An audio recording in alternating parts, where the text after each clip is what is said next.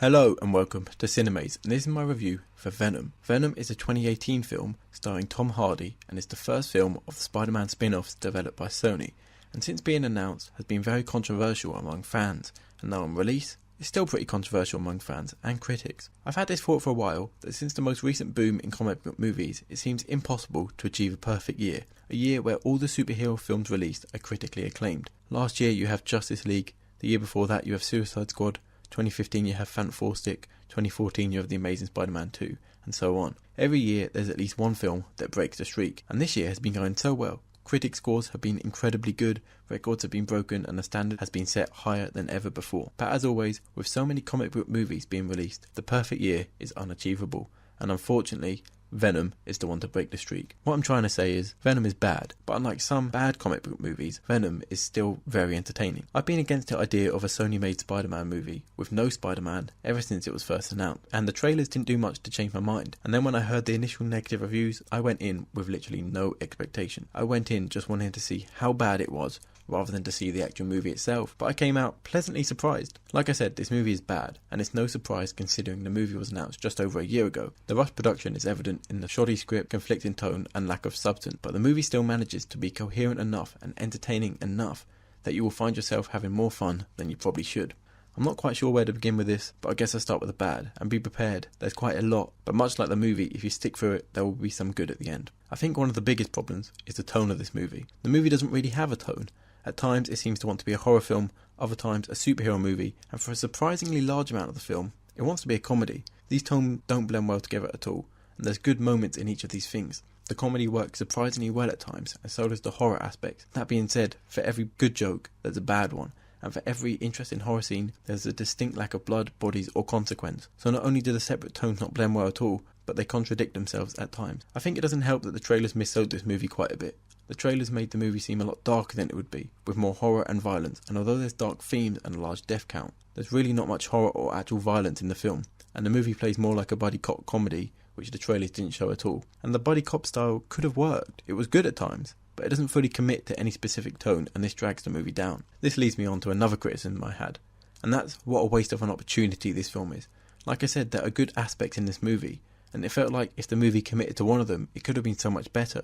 If the movie committed to an R rating, it would have made the movie more unique and would have stood out among other superhero movies. Instead, it feels like a half-hearted attempt where Venom bites someone's head off and there's no blood, no consequence, and the body disappears from the floor. That being said, there are times when the movie works without an R rating, mainly in the comedic parts, but because it doesn't stick with it, there's a weird mesh between conflicting tones and neither ends up working. This movie felt like it could have been so much more than it was, and it just makes it feel disappointing, especially when they're so close at times to finding a tone that worked. It felt like they just threw so many different ideas at the screen, and many of the ideas were good, but they didn't blend well together at all. Pacing of this movie is also bad. The first third is slow, and we just want to see Eddie get the symbiote, but then he gets it, and he doesn't do much with it except use goo powers instead of the Venom form itself. And when he finally becomes Venom, it becomes far more interesting. Pacing is weird because it felt like ages before he got the symbiote, and then he has it for about 2/3 of the movie, and yet he doesn't seem to use it for that long, because a lot of the Venom time is wasted just shooting goo, rather than exploring the Eddie-Venom dynamic, which is the best part. Therefore, the pacing feels off because it makes you want to see the symbiote for a long time,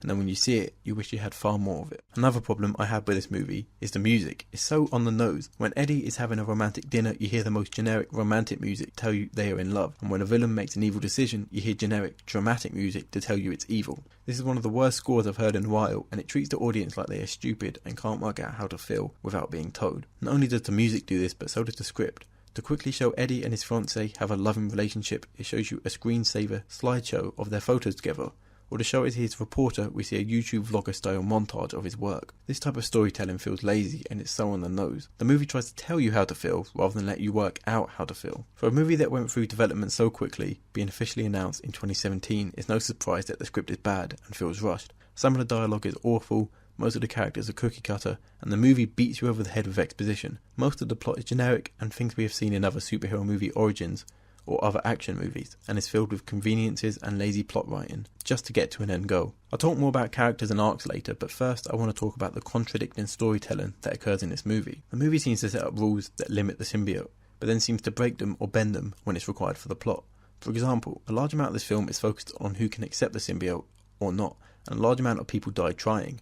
However, when it's necessary for the plot, very important characters seem to be able to accept it with no problem at all. Another contradiction is that Venom says he knows everything about Eddie, including his thoughts and his memories, and then immediately in the next scene asks Eddie who the girl he was talking to is. But if he had Eddie's memories, then he would have known that it was his ex-fiancée. It doesn't really make sense. The movie constantly sets up ideas and then contradicts them. This makes the movie frustrating to watch, as there's no rules as to what can or can't happen, and the rules that do exist get contradicted. Apart from Eddie Brock, the characters in this movie are so generic. You have the classic ex-girlfriend, and she has the classic new boyfriend with a good job, and of course you have the classic villain. The villain in this movie is so paper thin. The performance isn't bad and he seems to be doing the best with what he's got, but the script just can't be saved. We've seen this character a million times before. Generic evil scientist who wants to do something extreme because he thinks it's the best for people, and by the end they just seem so crazy that it contradicts what they originally wanted. Also, the plot with a villainous symbiote Riot is so generic as well. It only exists to give Venom something to punch, and every time it cuts back to him, it slows the plot down. The villainous symbiote spends the first part of the movie just trying to get back to America, and despite a 6-month time jab, seems to have made no progress. What was it doing for all that time? Sightseeing as an old lady in Malaysia? And before it gets to the US, it just seems to stumble around in some random person's body, and it reminded me of the bug in Men in Black. I think it's supposed to be scary, but it just seems comedic, and the symbiote never moves like this in anybody else. I think the villain plot is one of the biggest problems of this movie, as it's so generic, a lot of it doesn't make sense, and it provides us with nothing new. The final criticism I'm going to give this film is what I call a lack of substance. This movie has no substance to it.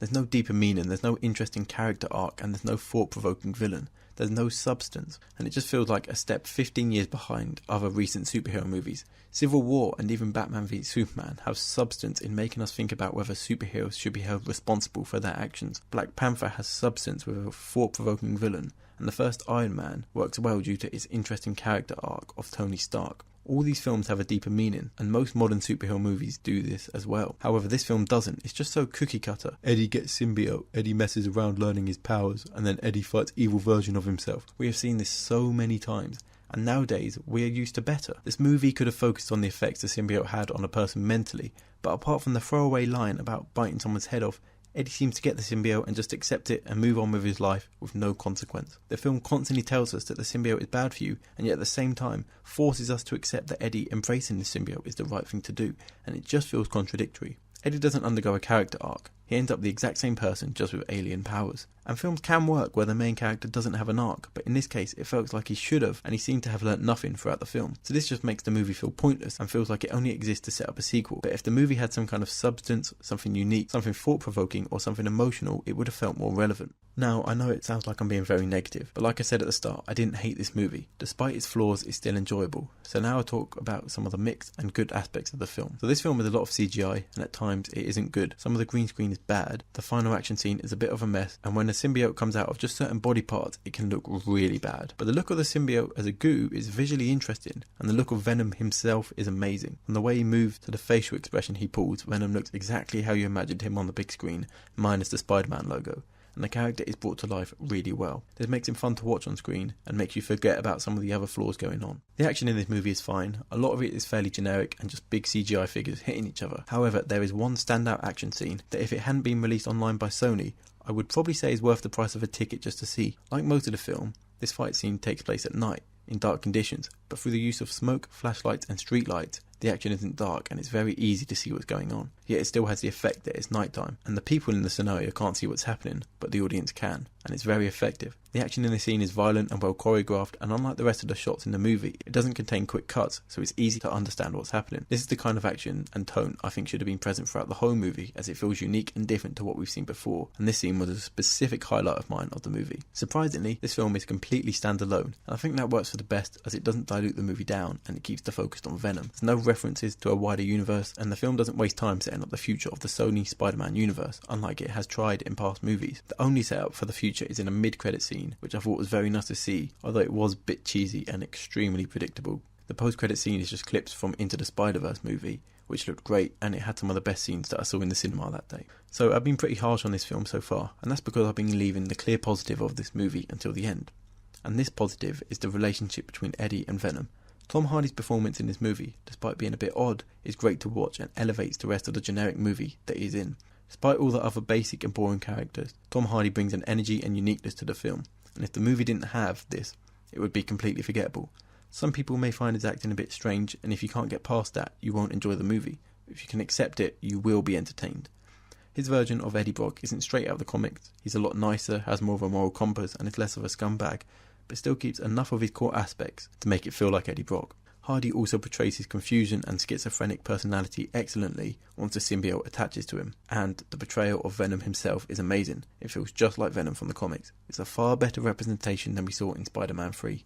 It has his manipulating personality, dark sense of humour, and hunger for violence while nailing his relationship with Eddie. The dependence of the two characters on each other is shown well, and I wish we had more time with them learning to accept each other, as he's made for some of the best moments in the movie. Considering Tom Hardy is effectively acting with himself as he voices the symbiote as well, their relationship feels real and organic and provides the best jokes and heartfelt moments for the movie. Tom Hardy and the Eddie-Venom dynamic is by far the standout for this film and feels better than the movie surrounding it, and this aspect basically saves the movie from being forgettable and unenjoyable. Normally when I criticise a movie this much, I end up hating it, but for some reason I don't hate Venom, and I really thought I would. Something about the interesting dynamic between Eddie and Venom and the unique performance of Tom Hardy makes this movie more entertaining, despite everything else being generic and feeling 15 years behind the genre. Due to the clear filmmaking flaws, wasted potential and lack of substance, but some good jokes, one good action scene and a movie-saving performance by Tom Hardy, I would say Venom it's just a movie. If you thought you'd enjoy this film based on the trailers, I'm sure you will, and if you thought you'd hate it based on the trailers, you probably will too. But, like me, you may just find yourself having more fun than expected. By the sounds of it, general audiences are liking this movie far more than the critics, and that's no surprise as it's an easy movie to enjoy if you don't focus on the problems. Some movies like Suicide Squad or Fantastic have clear filmmaking problems that makes it hard for me to look past them, but in the case of Venom, there's enough enjoyability to latch onto that some of the problems don't ruin the film. Overall, Venom doesn't ruin the character like it threatened to do when it was initially announced, and if they made more Venom movies, I wouldn't be opposed to seeing them, like I thought I would be. Let me know what you thought of Venom in the comments below. I really would love to know if you thought the good outweighed the bad.